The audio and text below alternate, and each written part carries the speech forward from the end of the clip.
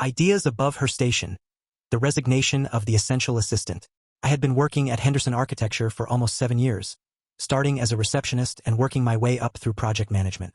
For the last 2 years, I had been handling major contracts practically by myself. I thought the partners knew I was essential to the firm. During our quarterly meeting, I presented a new proposal I'd spent weeks developing. A project management software that could streamline our delivery process. I had a working prototype and data showing we could cut project timelines by 30% and save the firm around $40,000 annually. I was proud of the work. Hammer the insult. After I finished the presentation, there was a long, uncomfortable silence. Then Mr. Hensley, the senior partner, began chuckling, the condescending kind of chuckle. He delivered the comment that resulted in my immediate resignation. You know, Marissa, you're great at being helpful, but don't confuse that with leadership. You'll always be a strong assistant, and that's nothing to be ashamed of. The other partner, Williams, chimed in with, seriously, let's not give her ideas above her station. The insult hit me like a truck. They didn't see me as someone who had grown.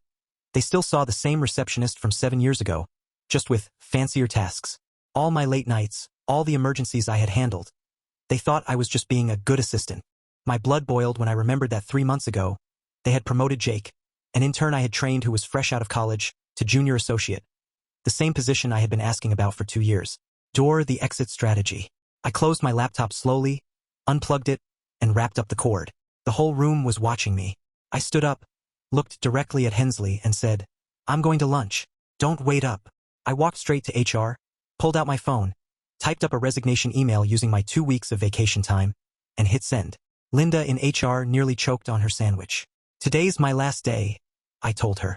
When I was packing my desk, Hensley came out of the conference room, looking confused. Marissa, what are you doing? I looked him dead in the eye and said, sticking to what I know best, organizing my exit. Moneybag the sweet revenge. I spent those 2 weeks setting up my own consulting business. 3 months later, I signed Morrison Development, one of Henderson's biggest clients, for a new project. The project manager at Morrison called me directly. Honestly, Marissa, you were the only one I trusted anyway. When I heard you went independent, it was a no-brainer. Henderson Architecture lost a $2 million contract because they thought I was merely an assistant. It was the best lunch break I ever took.